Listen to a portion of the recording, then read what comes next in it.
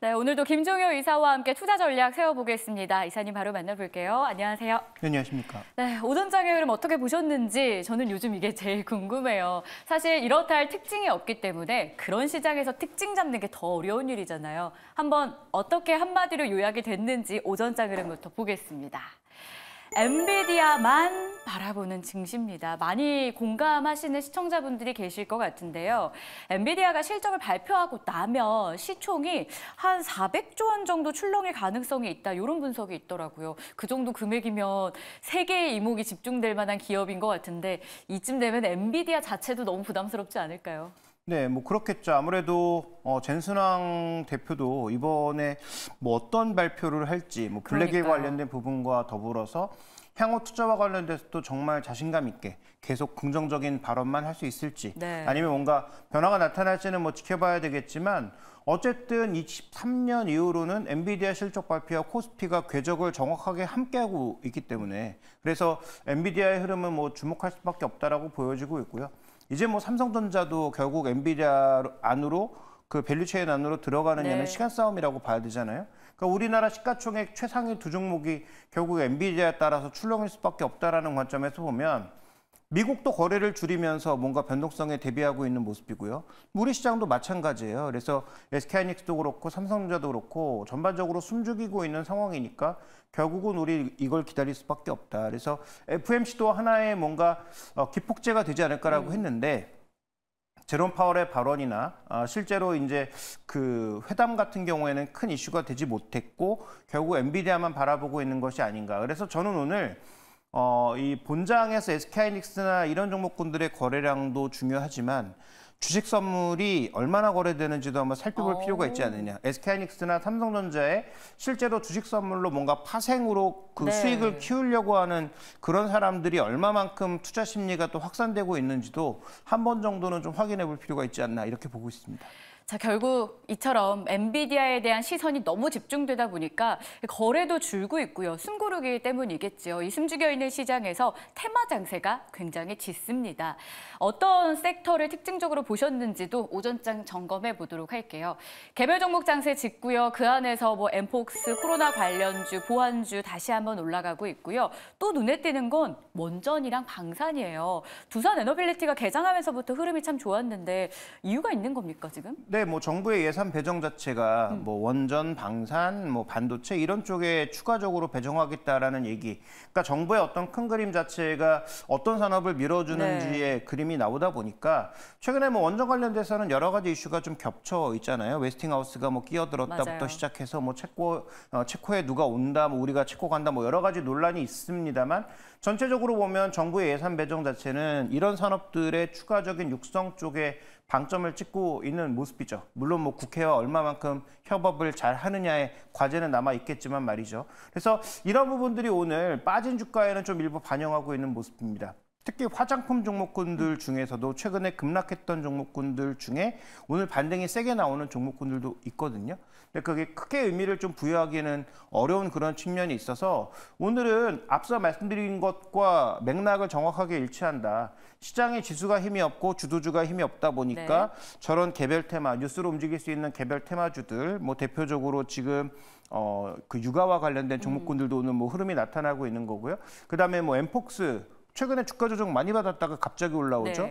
20만 원에서 12만 원까지 떨어지면 뭐 아모레퍼시픽 올라오죠. 그러니까 오늘은 이런 종목들밖에 선택이 안 된다라는 거죠. 그래서 현재 업종으로 봤을 때도 시장은 뭐 얼마나 지금 좀 몸을 사리고 있는지를 명확하게 알 수 있는 그런 흐름이다. 이렇게 봐야 될 것 같습니다. 사실 오늘 픽은요.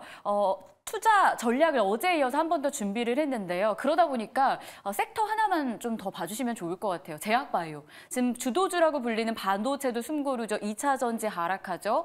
하반기에 그래도 제약바이오가 선방할 것이란 말이 정말 많은데 알테오젠이 어제 시총 1위 자리를 탈환한 이후에 오늘 좀 조정을 받나 싶더니 지금 1% 넘게 올라와 주고 있어요. 그 뒤를 다른 제약바이오도 따라가면서 이 테마 섹터 상승률을 높여가고 있습니다. 어떻게 보세요? 여기서 제약바이오라는 것은 명확하게 좀 할 필요가 있는데요. 뭐 개별 테마로 움직이는 아주 작은 종목군들을 제외하고 적어도 시총이 한 뭐 2, 3조 이상 정도의 규모를 갖고 있는 종목군들 중에서 제약바이오라고 특징 지음은 여기서 핵심은 역시 미국이다라는 거죠. 여기도. 그러니까 미국을 통해서 혹은 뭐 다른 회사를 통해서 지금 미국 쪽의 비중이 올라가고 있는 제약바이오가 강세인 거예요.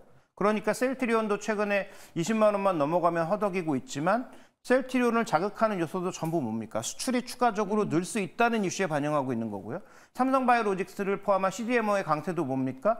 우시바이오를 지우고 미국의 생보법 때문에 이쪽으로 넘어올 수 있다가 핵심 포인트인 거고요. 유한양행도 뭡니까? 결국은 다른 데를 통해서 갔지만 미국 시장을 처음으로 항암제 신약이 뚫었다라는 게 포인트인 거고요. 알테오젠이나 뭐 ABL 바이오를 포함한 여러 종목군들도 결국 핵심 포인트는 뭐예요? 미국의 대표 종목과 같이 가는 게 핵심 포인트라는 거예요. 그래서 지금 제약바이오라는 표현은 틀렸다. 이 제약바이오도 정확하게 미국과 함께 가는 종목군들만 픽해서 올라가고 있는 것이다라고 봐야 될 것 같고요. 이거 어저께 말씀드렸던 이슈와도 정확하게 일치하잖아요. 최근에 상반기까지 상승했던 종목군들의 모두 특징이 뭐냐? 미국의 소비 증가와 미국의 제조업 붐에 움직였던 종목군들이 다 강세였던 거예요. 네. 근데 하반기에 그런 종목군들이 힘이 빠지고 있는 거고요. 반대로 제약바이오는 지금부터 그런 것들이 터져 나오는 종목군들이 밸류가 비쌈에도 불구하고 올라오고 있는 거예요. 그러니까 분명히 차이가 있는 것이다. 이렇게 봐야 될 것 같습니다. 최근 나오는 제약바이오의 상승을 제약바이오라고 명하기보다는 미국과 긴밀하게 연관되어 있는 종목, 그러니까 미국발 모멘텀이 있는 종목 위주의 상승이라는 걸 저희가 좀 체크를 해봐야 될 것 같습니다. 자, 섹터 흐름까지 확인해봤고요. 오늘은 김종효 이사님이 어제에 이어서 투자 전략을 다시 한번 준비해 주셨습니다. 관망하는 시장에서 어떤 전략이 유효하게 될까요? 자, 일단 엔비디아의 시선이 쏠려 있다 보니까 AI, 그게 엔비디아인 거잖아요, 지금. 근데 AI만 고집하면 안 되는 이유가 있다고 합니다. 오늘도 세 가지 포인트를 통해서 정리해 드릴 텐데 첫 번째 포인트 바로 보겠습니다. 8월에 시장이 AI를 거부했다라고 합니다. 뭐 근거 있습니까? 어떤 차트를 통해서 이걸 알 수가 있을까요? 수익률 기준으로 봤을 때 반도체만 못 오르고 반도체에서 떨어지면 떨어질수록 많이 올랐다는 게 핵심인 거죠.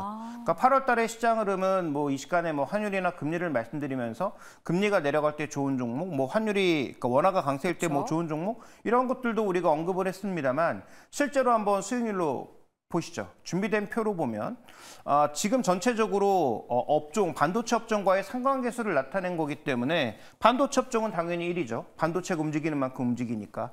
저 맨 끝쪽에 있는 유틸리티가 반도체와 제일 거리가 멀다. 그러니까 반도체가 움직일 때 잘 움직이지 않는다라고 봐야 되는데 지금 월간 수익률을 보면 가장 높은 수준이다라는 거죠.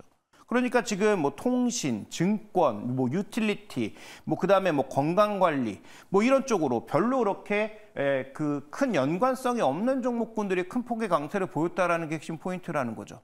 그러니까 시장이 지금 상반기의 핵심 종목이었던 AI에 대해서 어떤 생각을 가지고 있느냐? 뭔가 엔비디아 실적을 발표하기 전에 의심이 나타나기 시작하면서 이쪽에서는 발을 빼고 그동안 시장에 전혀 관심이 없었던 이런 종목군들의 상대적인 수익률이 올라왔다는 게 핵심이고 거기에 또 기저로 작용했던 매크로는 결국 원화 강세와 금리 하락이라고 하는 두 가지 매크로가 작용했다라고 볼 수가 있는 거죠. 그러니까 8월의 시장의 선택은 뭔가 확인해 보겠다. 엔비디아의 실적이나 방향성에 대해서 확인해 보겠다라고 하는 명확한 신호를 줬고요. 외국인들도 상반기에 20조가 넘게 샀는데 하반기 들어서 특히 8월 들어서는 SK하이닉스를 집중적으로 팔기 시작하면서 뭔가 지금 시각이 변화하고 있거나 확인하고 가겠다라고 하는 조심스러운 행보를 보여주고 있다는 거죠. 그래서 뭐 결론적으로는 어저께 말씀드린 전략의 그 포인트와 크게 다르지 않겠지만 우리가 시장의 변화에 대해서는 좀 명확하게 체크해 볼 필요가 있다라는 관점에서 다시 한번 재점검하고 있는 것입니다. AI를 거부했던 8월 수익률을 통해서 우리가 나타낸 이 차트만 놓고 본다 하더라도 확인이 가능한데요. 자, 그럼 두 번째 포인트를 통해서 저희가 AI만을 고집하면 안 되는 이유 보도록 하겠습니다. 아무래도 금리 이야기 안 할 수가 없을 것 같은데 금리를 인하한다는 건 결국 경기 둔화를 인정하는 거고 부양책의 개념에서 인하 카드를 꺼낸 거 아니겠습니까? 그래서일까요? 둔화에 대한 우려감이라고 판단해도 될지 모르겠지만 과거에 2007년과 19년의 흐름을 보면 인하 시기에 이 지수도 같이 좀 떨어졌었다라고 하더라고요. 저희가 이번에도 그걸 좀 준비해야 되는 걸까요? 그러니까 여기서 포인트는 2008년 이전과 이후는 분명히 달라졌다라는 거죠.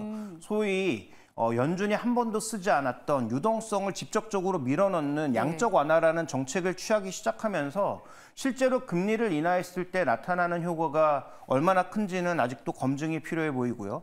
그다음에 이제 준비된 그림 보시면 뭐 이것도 그 바이어스가 섞여 있어서 명확한 분석은 아니지만 실제로 미국의 10년물 국채 수익률이 낮아졌을 때 우리 시장이 올라갔는가? 보면은 그렇지 않다라는 거죠.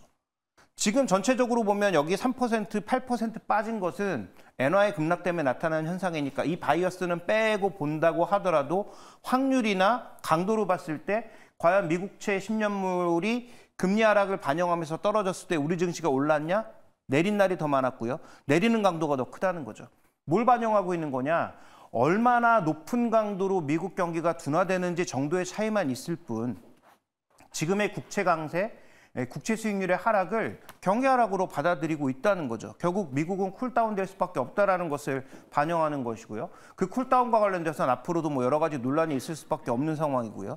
따라서 연준이 금리를 급격하게 내리는 포인트는 결국 증시가 급격하게 떨어졌거나 경기가 급격하게 떨어진다는 시그널을 받아들여야 아마 급격하게 내릴 것이라고 보고 있기 때문에 지금은 우리가 반영해야 될 건 경기 악화를 생각해야 되는 게 아닌가라는 판단인 거죠. 그래서 지금 우리의 판단은 지금 엔비디아도 중요하고 다 중요하지만 더 중요한 건 우리가 미국으로 올랐고 미국이 모든 것을 지금 좌우하고 있는 우리나라 기업이익의 핵심 포인트이기 때문에 미국의 경기 둔화에 대해서 가장 민감하게 바라봐야 되는 게 아닌가라고 저는 판단하고 있는 것입니다. 어제도 말씀해 주셨잖아요. 미국의 성장이 계속 활발하게 되는지 아니면 이대로 정체되는지에 따라서 국내 관련주들도 영향을 지대하게 받을 수 있다. 미국의 경기 계속 지켜봐야 될 것 같고요. 마지막 세 번째 포인트 보겠습니다. 어떤 전략이 준비가 되어 있을까요? 보시죠. 금 시세를 통해서 저희가 시장 방향 좀 탐색해 볼 수 있을지 궁금한데 금값이요 올해 들어서 20% 넘게 올랐고요. 8월에 최고가 경신한 이후에도 뭐 급등까지는 아니어도 야금야금 계속 올라가고 있더라고요. 이걸 통해서 저희가 시장 전망이 가능합니까?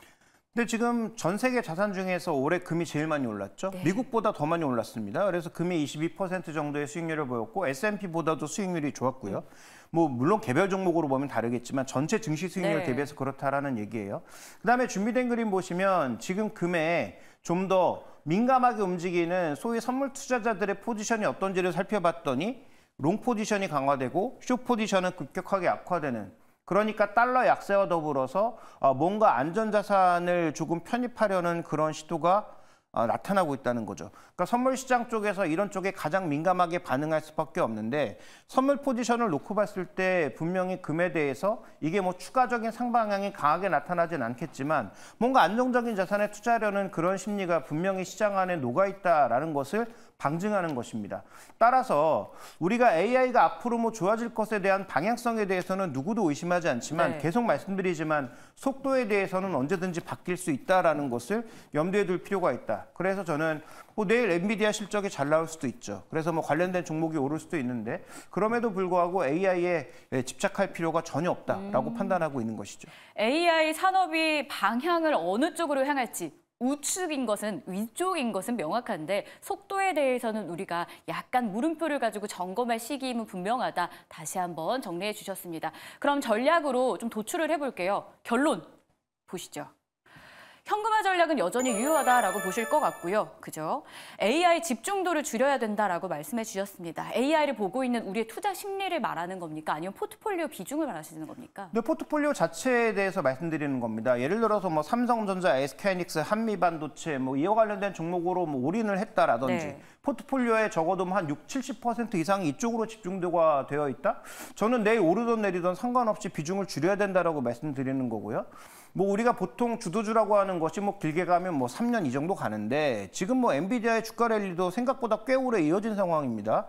뭐 주가는 굉장히 많이 올랐고요. 그러면 이게 과연 탄력적으로 계속 갈 것이냐에 대해서 지금부터는 의심해야 될 때이지 확신해야 될 때는 아니다라는 건 분명해 보이고요. 그다음에 지금 뭐 현금이 일정 부분 확대되어 있다면 포트 내에 뭔가 새로운 종목을 채울 때 포트 리밸런싱이 필요하다. 그래서 아까 8월 달에 움직였던 그런 종목군들이 더 강할지 아니면 뭐 바이오가 더 강할지는 모르지만 어쨌든 제 자산을 다시 분배하는 그런 과정에서 AI를 다시 뭐 비중을 적극적으로 늘리는, 그것도 비싼 가격에 늘리는 것은 저는 좋은 전략이 아니라고 판단하고 있기 때문에 상대적으로 방어적인 업종이라든지 네. 뭐 금 ETF라든지 이런 쪽으로 일정 부분 분산하는 것이 지금은 전략의 핵심이다, 이렇게 판단하고 있습니다. 알겠습니다. 오늘도 참 어지러운 시장 안에서 중심을 잡기 위해서 투자 전략을 세워봤습니다. 지금까지 김종우 의사였습니다. 고맙습니다.